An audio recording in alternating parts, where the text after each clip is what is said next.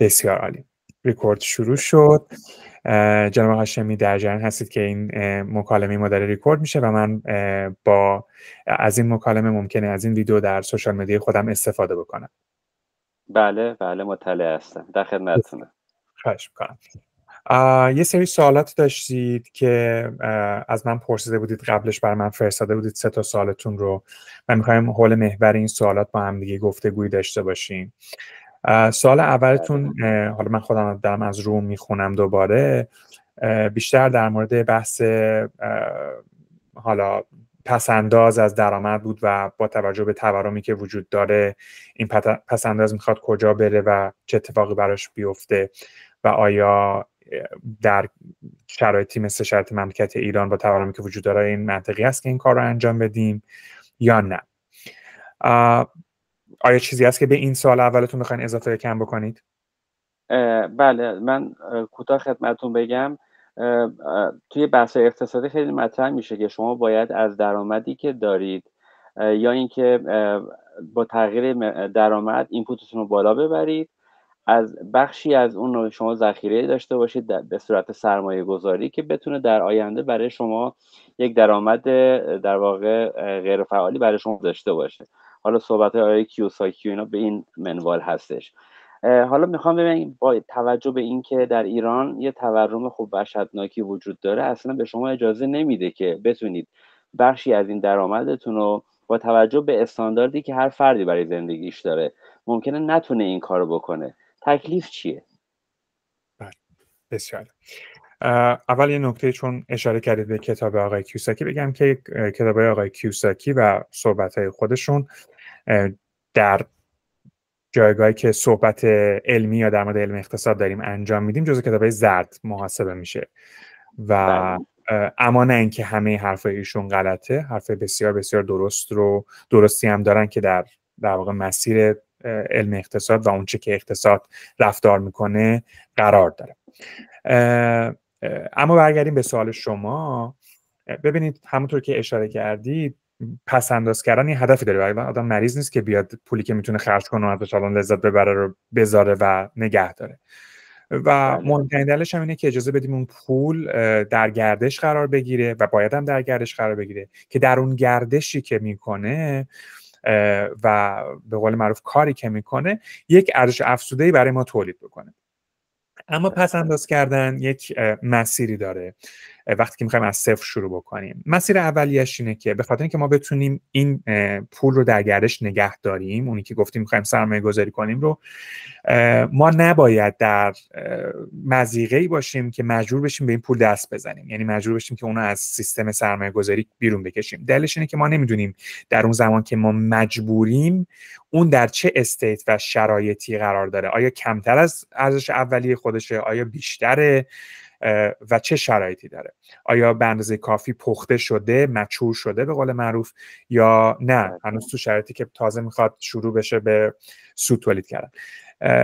به همین خاطر حتما قبل از اینکه حتی وارد اولین دلار یا ریال سرمایه گذاری بشیم، ما باید چیزی به اسم امرجنسی فاند یا صندوق ذخیره اضطراری داشته باشیم برای خودمون و خانوادهمون، که این امرجنسی فاند معمولا توصیه میشه چیزی عددی بین 3 تا 6 ماه حداقل هزینه‌های زندگی ما باشه، که اگر مشکلی پیش اومد و موقعیت اضطراری پیش اومد، ما بتونیم اون هزینه رو و اون پولی که نیاز داریم ما از در واقع محل این صندوق خارج بکنیم، نه از محل در واقع سرمایه گذاری که کردیم. حالا شما امرجنسی فاند، مثلا میگم شما هزینه زندگیتون حداقلی محاسبه میکنید، میگه که 20 میلیون تومان در ماه یا 30 میلیون تومان در ماه، 3 تا 6 ماهش میشه بین 90 تا 180 میلیون تومان. این رو به صورت طلا یا دلار میکنید، میذارید تو سیف باکس بانکتون و اونجا میمونه، خودش ارزش خودش رو حفظ میکنه. البته طلا برای وقتی که داریم در مورد امرجنسی فاند صحبت میکنیم شاید مقداری بهتر باشه. دلیلش هم اینه که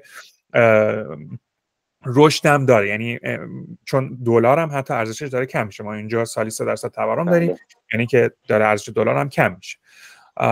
بنابراین اون طلا ممکنه بهتر شه و میذارید همونجا باشه، فقط برای اوقات و شرایط اضطراری است. لیکویدیتی یا نقدینگیش هم که خب خیلی بالاست، یعنی شما هر موقع از زمان که باشه شما میتونید برین نقد کنین، یکی از که ازتون بخره، به حال که خب همین شرایط رو خوب میکنه برای طلا و نگه میدارید به عنوان امرجنسی فاندتون. اما بعد از اون بعد از اون هر چیزی که بعد از اون داریم، حالا فرض کنید که 180 میلیون تومان هم شما ورث یا ارزش طلا دارید، بقیه‌اش چی؟ به هر حال آدم کار میکنه، بیزنس میکنه، پول بیشتری میتونه در بیاره.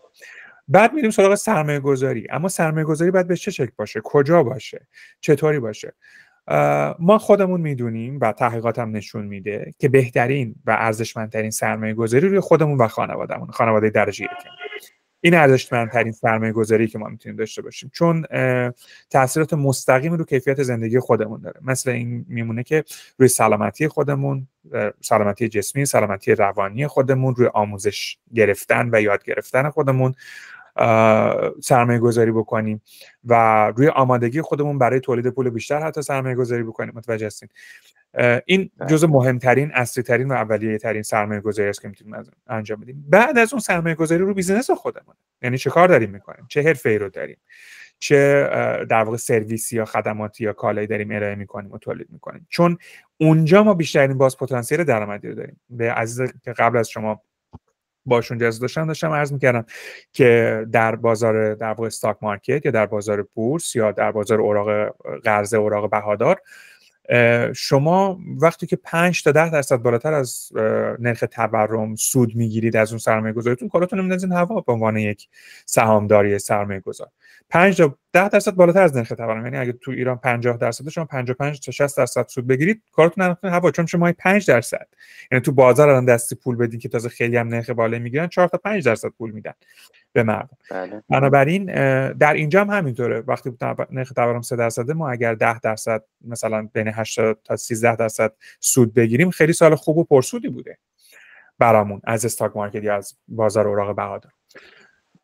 بنابراین اون اینقدر به نسبت سودی که ما میتونیم از پولمون بگیریم در بازار و بیزنسی که خودمون کار میکنیم، واقعا هیچ اون چیزه. شما به عنوان یک بیزنس اونر و یک صاحب کسب و کار میتونید به من در واقع بگید آیا 5% سود گرفتن از پولتون تو یک ماه خیلی کار ویژه و سختیه؟ آیا شما بیش از این پول در نمیارید از کاری که خودتون میکنید؟ قطعا. بنابراین این ثابت میکنه که چقدر این موضوع مهمه و اصلا لازم نیست ما ذهنمون رو دیسترکت بکنیم روی اینکه برام مثلا چه میدونم بعضی هستن که واقعا برای من جای تعجب داره با این فرضیه میکنن در واقع. بله، با این فرضیه که من برم مثلا، حالا من خودم مثلا فلان کسب و کار دارم، برم مثلا یه ماشین بخرم ثبت نام کنم یا مثلا یه فلان میکنم. خب شما یه رشته‌ای داری بالاخره کار میکنی که پول ثبت نام ماشین رو به دست آوردی که میخوای بری روش سرمایه گذاری کنی. اگر اون ماشین قیمتش میره بالا، به خاطر ارزش بالا رفتن ارزش اون ماشین نیست یا ارزش افزوده ماشین نیست، به خاطر اینکه اون ماشین به نسبت قیمت دلار داره میره بالا، ارزش افزوده که پیدا نکرده. متوجه هستید؟ و این خیلی موضوع مهمی. خب شما همون رو اگر توی بیزنس خودتون مثلا چه میدونم، شما فرض کنید مثلا دوربین دارید، دوربین مداربسته، اگر شما تو بیزنس دوربین مداربسته هستین، همون هم دوربین مداربسته خریده بودین قبل از اینکه دلار بره بالا، الان قیمتش رفته بود بالا، 100 میلیون دوربین شده بود 150 میلیون تومان ارزشش. خب این که خیلی عجیبه. و بعد من تعجب میکنم که مردم یهو هجوم میبرن مثلا چه میدونم ماشین ثبت نام میکنن یا چه. وقتی که از نظر مالی و عددی محاسبه میکنیم، این که طرف مثلا چه میدونم مواد اولیه پیچ میخرید برای اون کالایی که داره تو کارخونه‌اش یا کارگاهش تولید میکنه، همونقدر سود میگیره. پیچ یعنی پیچ با خدا یکیه در واقع افزایش ارزش و قیمتش. بنابراین اینا نکاتی است که باید توجه کنید، چون شما تو بیزنس خودتون بیشترین و بهترین درآمد کسب می‌کنید. در نهایت از این دو مرحله رد میشین و شما بیزنستون رو به یک مرحله، به یک استپی، به یک پله‌ای رسوندید که بخواید بیشتر از اون درآمد ایجاد بکنید، یهو سرمایه شدیدی میخواد و شما به ماکسیمم اون قدری که میتونید و ذهنتون کار میکنه که از اون بیزنس درآمد کسب کنید رسوندید. حالا هنوز یک چیز اضافی داره در ماه میاد و پتانسیل بیشتری هم این بیزنس نداره که در این لولی که شما مثلا به عنوان ریتیلر یا خرده فروش کار میکنید کار بکنید. یعنی شما نمیتونید فروشگاه جدیدی هم بزنید، نمیگید هیچ کار نمیشه کرد، بعد کارخونه دیگه بزنید، یه مرحله دیگه است که میگید که خب حالا من با همین راضیم، میخوام همین بیزنس خودم رو بچرخونم و مثلا فقط اینه که با اضافه پولم میخوام چیکار کنم. اونجا وارد سرمایه گذاری میشیم و حالا میریم رو بیزنس دیگران سرمایه گذاری میکنیم. آیا این بیزنس دیگران لزوما باید بورس باشه یا اوراق بهادار باشه؟ نه، شما حتی میتونید رو بیزنس همکارتون یا یک کسی که مرتبط هست در یک مرحله ای از بیزنس شما سرمایه گذاری کنید. مثلا میگم کسی که میاد یک کالایی که شما میفروشید رو عمده از چین میخره بسته‌بندی میکنه در ایران، مثال میگم. حالا من اصلا نمیدونم کار شما چیه، من این سری جعبه پشت سر شما دارم میبینم همش دقیقاً هم دوربین مداربسته فرمودی، درسته. این بخشی از کارم اینه. من هم عمران کارم هم دوربین مداربسته. بسیار عالی. مثلا میاد اینو عمده از چین میخره، اینجا بسته‌بندی میکنه، مثلا به فروش میرسه. شما میایین رو بیزنس اون سرمایه گذاری میکنید، حتی نمیرین تو اوراق بهادار. میبینید همچنان ریلیتد شده. دنیایی از کاره که میتونه به بیزنس و خدمات شما مرتبط بشه و شما برین تو. دلیل اینکه شما تو این کار بیشتر سود میکنید اینه که شما مطلعید از اون کار. اطلاعاتی که شما از فروش دارید، اطلاعاتی که از قیمت‌ها، هزینه‌ها دارید، بسیار بسیار در واقع بی قیمته. یعنی قیمت نمیشه روش گذاشت، اینجوری بهتون بگم. خیلی مهمه. آنالیز و آماری که شما دارید توی این کاری که دارید انجام میدید میتونه کمکتون کنه که قدم‌های خیلی بیشتری بردارید در حوزه بیزنس خودتون.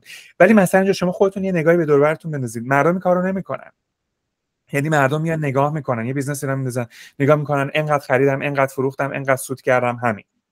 خب بله، میفهمم 10 ماه 1 سال اولش رو. بعد شما بیا آمار بگید که چی خریدی، چی فروختی، چی رو بیشتر فروختی، چرا بیشتر فروختی، چه اتفاقی تو بازار افتاد. خب خیلی کارا میتونی بکنی. این میره تو هم قسمتی که حالا رو آموزش خودم سرمایه گذاری کنم. این آدم هنوز نرسیده به اون مرحله که بیام روی بیزنس خودم برای بیزنس دیگران سرمایه گذاری کنم. هنوز باید رو آموزش خودم سرمایه گذاری کنم. ابی نداره بلد نیستم. من آدما که همینجوری دانش مثلا پر از دانش که به دنیا نمیان، ذره ذره یاد میگیرن، ولی باید بدونن که باید یاد بگیرن و این موضوع مسئله است. بسیار عالی، متشکرم. خواهش میکنم. خب سوالی در این مورد دارین؟ سوالاتون هست شده؟ بله، خیلی واضح فرمودین. پس ما خیلی پلا هستش که باید طی کنیم تازه برسیم به این جایی که حالا میخوایم بریم خارج از کارمون رو یه چیز دیگه سرمایه گذاری کنیم. یعنی تقریبا به این راحتی آدم نمیرسه به اون جایی که، یعنی اصلا نیازی هم نیست که شما برید و یه هزینه ای رو در خارج از اون رینگ بازی که اصلا هیچ اطلاعی ازش نداری و حالا باید بشینی از صفر مطالعه کنی و بعدش هم بخشش رو اعتماد کنی. نه. شما انجام بدی و شما خیلی تو اون دایره‌ای که خیلی اطلاعات وجود داره میشه کارهای زیادی کرد. ببینید 100%، البته حتما همینطوریه، ولی خب یه مسئله هم هست. ما از قدیم میدونیم به یه بحثی هم داریم، بحث ریسک و مدیریت ریسک. یعنی دایورس کردن پول و سرمایه موضوع مهمیه، همه میدونن. گوناگون کردن سبد سرمایه گذاری موضوع خیلی مهمیه. شما حتی توی بازار بورس هم که میرید اینطوری سهام میخرید از شرکت‌های مختلف و این یه واقعیته. اگر من نوعی و شما نوعی بیایم فقط روی بیزنس و کسب و کارمون سرمایه گذاری بکنیم، اگر به هر دلیلی اتفاق خیلی ویژه و ناگواری برای اون بیزنس یا اون دسته از صنعت بیفته که با توجه به اتفاقاتی که الان داره در دنیا میفته و تکنولوژی جدیدی که دائما و هر روز داره میاد، به هر حال ریسکش هم بالاتر میره. خب ما نمیخوایم همه تخم مرغمون رو توی سبد چیده باشیم. این یه موضوع مهمه. اما اونجایی من با این نظریه همچنان مشکل دارم که شاید بهتر باشه از بیزنس خودم خارج بشم برم یه بیزنس دیگه سرمایه گذاری کنم، اینه که اگر من مسلطم به دانشی که در کسب و کار و صنعتی که خودم دارم روش فعالیت میکنم، پس احتمالاً زودتر از هر کس دیگه میفهمم که چه موجی داره وارد این بازار میشه. خب شما فرض کنید که یه هوش مصنوعی میاد مثلا یه بخشی از در واقع محصول شما رو ناکارآمد میکنه. شما باید بخونید، باید بدونید که داره چه اتفاقی تو بازار اینداستری میفته. بنابراین چون این اتفاقا که یک شبه نیست، به شما احتمالاً 3 ماه فرصت میده که محصول مثلا ایکستون که جعبه آبی رنگ داره اون رو رد کنید بره. با تخفیف رد میکنید میره، چون شما میدونید 3 ماه دیگه این محصول دیگه به درد بازار نمیخوره. تمام. یعنی ریسک هم خیلی خیلی پایین‌تره. یعنی حتی اگر شما تمام تمرکزتون رو حوزه تخصص خودتون بذارید، بازم ریسکش پایین‌تره.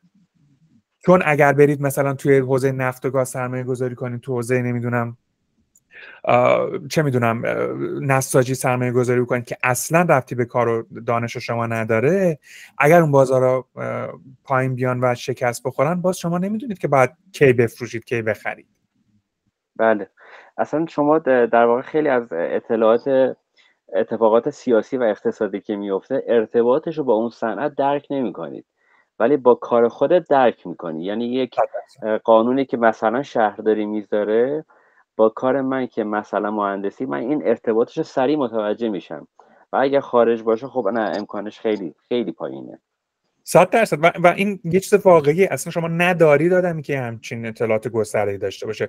فردا روز یا همین الان با استفاده از تکنولوژی و کلی در واقع هوش مصنوعی و چه دارن تلاش میکنن اون شرکتایی که هج فاند هستن که به قول معروف سرمایه زیادی از آدما و شرکت‌ها میگیرن که منیج بکنن که سود بهشون بدن، اونا دارن مثلا الان کم و بیش، اونا هم دسترسی ندارن ولی دارن کم و بیش تلاش میکنن این اطلاعات رو بتونن کنار هم قرار بدن.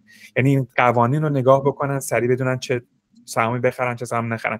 ولی واقعا آمار رو که نگاه بکنید، آمار داره نشون میده مثلا یه چیزی بالغ بر 70% همین میوچوال فاند ها یا این صندوق سرمایه گذاری که دارن به صورت اکتیولی و فعالانه منیج میشن در همین آمریکا و کانادا مدیریت دارن میشن، همچنان نمیتونن حتی از یک سبد سرمایه گذاری شاخصی که یک مشتی از در واقع فقط سهام یه سری کمپانی که هیچ مدیریتی هم روش نمیشه که بخرن که بشه، همیشه یه مشت سهامه یا 500 تا مثلا شرکت برتر آمریکاست رو بزنن، با اونم نمیتونن رقابت کنن. یعنی اونا فعالانه دارن تلاش میکنن بیشتر سود کنن ولی همچنان نمیتونن از یک چیزی که هیچ مدیریتی روش نمیشه بیشتر سود کنن.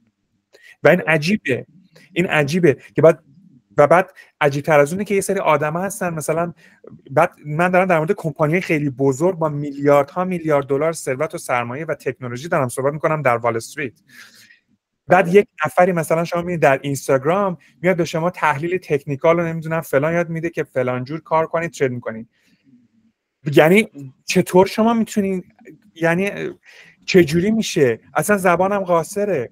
چطور میشه که شما فهمیده باشی چطوری میتونی تو بازار جوری ترید بکنی که سود کنی همیشه و یه سود بالایی، حالا صحبت 20%، 30%، 50% با دلار تازه دارن میکنن، ولی اون کمپانی با میلیاردها دلار سرمایه 100 سال خدمت با اون رپیوتیشن نمیتونه اون کارو بکنه و ادعایی هم نمیکنه که این کارو میکنه.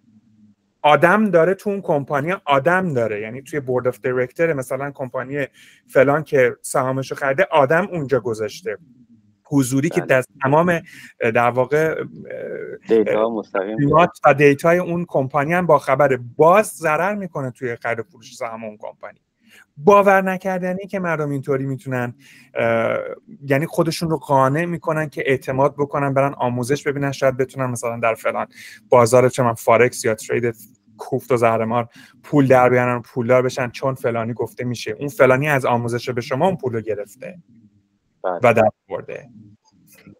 هرس میخورم میذارم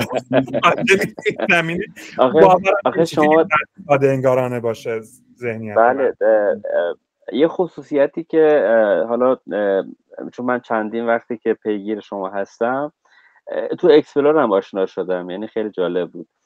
بعد من معمولا افرادی که یه مقدار زرد هستن صحبتاشون، اون تیتری که میزنن، بعد از 1-2 ماه که پیگیر شدم دیدم واقعا کلا داستان به اون سمیه پاک میکنن و دیلیت میکنن. شما رو الان چند وقت دارم، شما مبناتون خیلی خیلی سعی میکنید که برگرفته از علم باشه و حداقل علمی باشه، حالا تا اینجایی که علم جواب داده، حالا بعدش ممکنه کاملا نقض بشه و این میشه که شما الان از این اذیت میشه چون واقعا این حرفای بیریشه‌ای میزنن و آدم واقعا متحیر میمونه. بله دقیقا همینطوره. بله. حالا تازه همینم اگه پخش بشه بعدن 4 نفر ببینن میگن فوش و بعدا بیراهشون رو میگن. حالا به هر حال با یه عزیز دیگه داشتم صحبت میکردم که میخواست وارد کار در واقع بیاد بیزنسش رو بیاره توی سوشال مدیا، داشتم بهشون همین نکته رو متذکر میشدم که حواستون باشه شما هر کاری که بکنید آدمایی با مطالعات و به قول معروف سطح سواد متفاوتی از دکتر و در واقع فوق دکترا و استاد دانشگاه بگید تا آدمی که واقعا هیچ تحصیلاتی نداره یا هیچ درک و دانشی از اون حرف که شما میزنید نداره بهتون بد و بیرا میگن. حالا بعضیا که مثلا ادبیات بهتر دارن اون بد و بیرا رو تو زرورق میپیچن بهتون میگن که تو نمیفهمی، تو بیشوری، تو فلانی. اونایی که مثلا دارن خوش میدن دیگه، یعنی بله مستقیم میگه. بله آره و واقعا آدم باید این تحمل رو داشته باشه که و من این هرسی که میخورم در خودم میخورم، یعنی حسرت میخورم که اینقدر واضح دارن کلاهبرداری میکنن و هزار نفر به خاطر اون ایده‌ای که دارن از معجزه، چون دنبال معجزه‌ن آدم‌ها و دنبال اینن که یک شب پولدار بشن، میرن و دنبال میکنن و اونا هم بهشون وعده و وعید همچین چیزایی میدن. حالا شما در اون طرف که هستین، آیا این چون حالا شاید یه شرایطی که در حال حاضر وجود داره، آدما شما وقتی میبینید که یه ملکی مثلا از واحدی که یه 500 میلیون تومان بوده الان شده مثلا 15 میلیارد تومان، فقط یه معجزه میتونه اینو به دست بیاره و شما دیگه با عدد و رقم و رشد 20% و 50% اصلا به اون عدد نمیرسید. خب دنبال معجزه میگردید، میدونین. شاید طبیعیه واقعا، شاید یه وقته خود منم واقعا دلم میخواد که یه اتفاقی بیفته و توی بخشی از کار من یه رشد اینجوری رخ بده، ولی میخوام ببینم اون طرف که حالا جدا از این 1-2 سالی که بعد از کرونا اتفاق افتاده، آدما دنبال این رشد هستن یا نه منطقی نمیدونن و میپذیرن که یک روال منطقی برن جلو. ببینید، حالا به قول شما بغیر از این تایم، ولی اینطور نیست که تورم شدید در اینجا نبوده باشه. ما در سال دوربر 1980 تا 1990 یه تورم شدید زیادی هم اینجا داشتیم، مثلا 20% تو هولوش، مثلا 10 تا 20%، که انگار ریت واما مثلا به 18% تا 20% هم رسیده بوده. در همین کانادا، در همین شهر ونکوور دارم عرض می‌کنم خدمتتون. و این چیز جدیدی نیست. البته خب به خاطر اینکه مدتی ازش گذشته، 30-40 سال ازش گذشته، مردم فراموش میکنن. این موضوعی که فرمودین، اما یک ملک متر 500 میلیونی شده مثلا ملک 500 میلیونی شده 15 میلیارد، یعنی 300 برابر شده قیمتش. من متوجه این هستم، ولی شما بیاید به نسبت تورم وقتی بیاید نگاه بکنی، به نسبت ارزش افزوده‌ای که اون محل پیدا کرده، شما اینا باید دقت بکنید. تورم که خب هیچ ارزشی به شما اضافه نکرد، فقط ارزش پولتون حفظ کرده. اما اون محل، جایی که شما سرمایه گذاری کردید و ملک یا زمینی خریدید، به خاطر آباد شدنش، به خاطر بالا رفتن جمعیتش، به خاطر دسترسی که پیدا کرده، به خاطر امکاناتی که در اون منطقه ایجاد شده، بالا رفته. و این سرمایه گذاری خیلی درستی، فوق العاده است، باید این کارو کرد. اینجا در نزدیکی شهر ونکوور یک محلی هست به نام ویسلر. یک در واقع قسمت کوهستانیه که خیلی معروفه در دنیا، جز معروف ترین است بابت برای ورزش اسکی. خب مثل همون سرشنبشکی که در چیز هست، تهران است. موضوع مسئله اینجاست که در سال 2010 که المپیک زمستانی در این شهر برگزار شد، در شهر ونکوور برگزار شد، قیمت ملکای ویسلر به صورت خیلی فضایی بالا رفت و کسایی که اونجا مثلا 10 سال یا 15 سال پیشش زمینایی خریده بودن، مثلا چه میدونم یک زمین بزرگ مزرعه توری خریده بودن مثلا به قیمت $200,000، قیمت‌ها بالای $20 میلیون رفت. یعنی ظرف مثلا 15-20 سال یه همچین رقم‌های بزرگی. الان هم اینقدر اون منطقه گرونه که اصلا محال ممکنه شما بخرید. تازه با ونکوور 3 ساعت هم فاصله داره، هیچ هم نداره. و پیست اسکی و یه حالت تاون روستای به قول معروف توریستی به نام ویسلر. و تلویزیون داره پخش میشه. نه بچه‌ها اومدن پشت درم. اسخای میکنم. عرض به حضورتون که یعنی همچین اتفاقایی میفته در همه دنیا، بسته به اون شرایطی که برای اون منطقه حاکمه. پس این سرمایه‌گذاری درسته. شما وقتی که پول درآوردید و یک مقدار سرمایه اضافه تری دارید و عرض کردم پتانسیل رو دیگه اونقدر زیاد نمی‌بینید در بیزنس و کسب و کار خودتون، خب سراغ اون سرمایه‌گذاری هم میرید. چرا که نه، همین دایورس میکنه، به گوناگون میکنه سبد سرمایه‌گذاری شما رو. اون خرید هم میکنید، به اضافه که وقتی پول دارید و وقتی نقدینگی دارید، خیلی خیلی دستتون بازه برای پیدا کردن اپورتونیتی ها و فرصت ها و اینه که مهمه. ولی اینو از کجا در میارید؟ این پول بالاخره بعد از یه جایی بیاد و اونجا بیزنس خودت. بله کاملا درست. خیلی متشکرم. خواهش میکنم.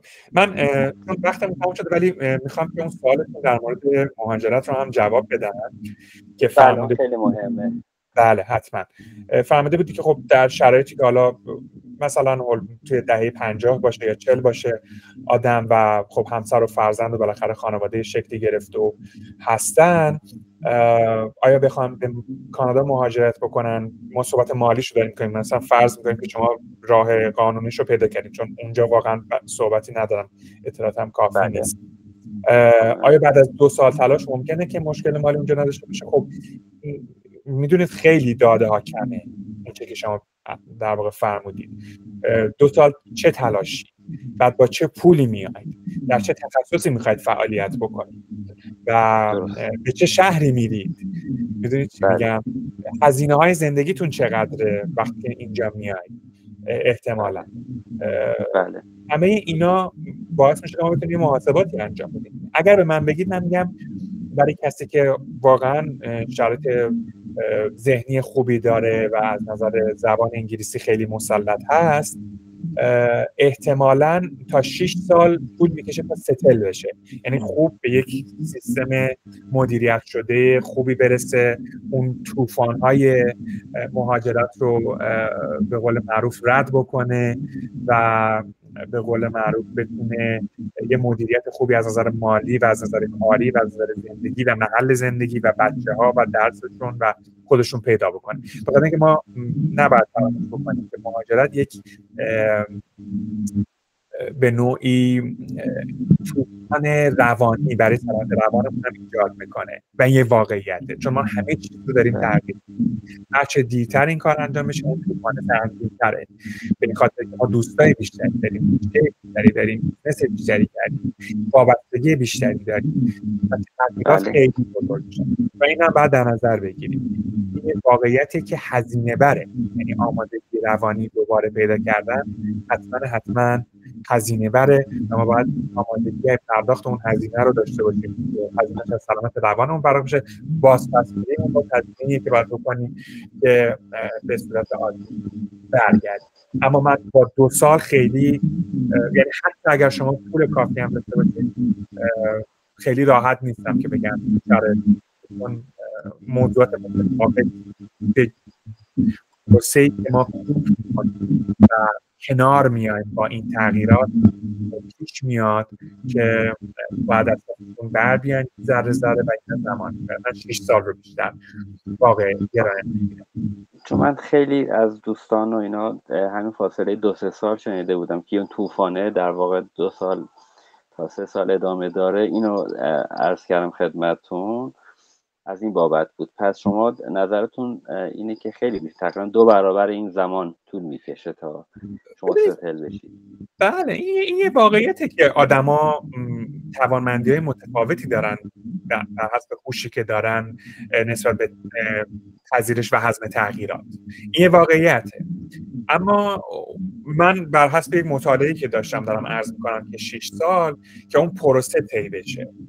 اون پروسه طی بشه که شما محل جدید رو خونه خودتون بدونید و احساس بکنید که اینجا کشور منه و خونه منه و من درسته حالا ایرانیم و ایران بزرگ شدم ولی دیگه اینجا رو برای زندگی انتخاب کردم. فرضیه‌م اینه که اینجا پیر میشم، اینجا بازنشسته میشم، اینجا بچه‌هامو نوامو میبینم که بزرگ میشن. اینه که اینجاست که زندگی من و من با این مردم ارتباط برقرار کردم. به اندازه کافی دایره دوستانم بزرگ هست که اینجا رو خونه بنامم. شاید صحبت و فرمایش درست و صحیح دوستانتون این بوده که ظرف 2 سال شما از نظر مالی ستل میشید. بله. و این همه قضیه نیست.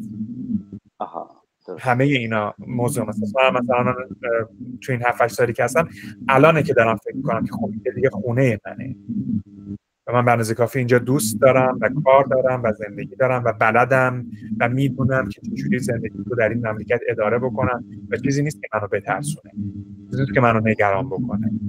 یه زندگی دیگه من اینجا حتی حسم اینه که من اینجا خیلی خیلی بیشتر میتونم فعالیت مالی و زندگیمو راحت‌تر ببرم که در ایران. الان تو اون استیت درسته. بسیار عالی. بعد عذر میخوام با من سوالا وقتم شما ندارید زیاد. اگر شما مهاجرت کنید به یک شهری مثل ونکوور و حالا به دلیلی که خانواده مثلا خانواده من تورنتو هستن به دلیل محدودیت سنی اون قضایه مهاجرت اینا دلایلی که وجود داره مجبورم احتمالاً ونکوور باشم، بعد از PR مهاجرت کنم به تورنتو. این معقوله یا نه؟ اصلا این هزینه‌های زیادی علاوه شغلی کاری ایجاد میکنه برای آدم که بیاد یه شهر. چه قانونی به شما میگه که اول بعد بیاین ونکوور بعد بیاین تورنتو؟ محدودیت سنی مثلا نه محدودیت سنی برای تورنتو وجود داره ولی برای ونکوور وجود نداره، یعنی اون امتیاز سن. آره بله، در ونکوور مشکلی ما نداریم. از این بابت بهتره که اول اونجا برید، یعنی در تورنتو در واقع یه دوره باطلی میشه. خب اصلا چرا بعدش بعد برید تورنتو؟ خانواده‌تون چه کمکی میخوان به شما بکنن؟ از اون حیث که میفرمایید ارتباطات و کانکشن و اینا، همین.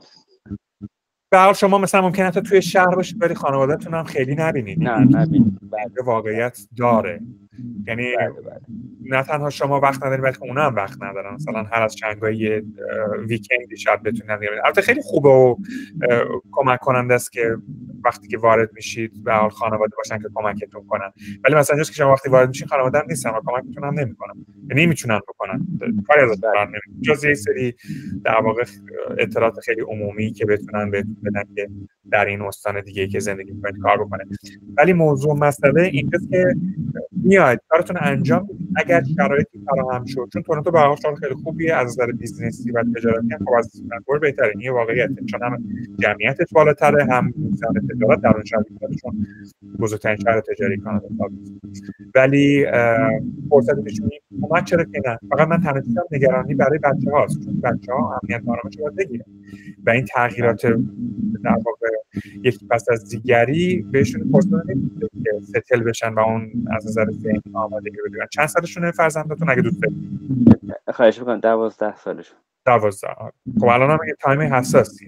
شما بدونید که از زمانی که بچه‌ها وارد مدرسه میشن تا زمانی که از مدرسه خارج میشن 18 سالگیشون برای مهاجرت تایم حساسی. در تمام دایره دوستانشون که بیشترین تاثیر ازشون می‌پذیرن از کنارشون میرن، چون شما میدونی که نقش مدرسه و نقش کوچه که دوستانش بازی میکنن از شما الان بزرگتر، الان قبلا نبوده ولی الان بزرگتر.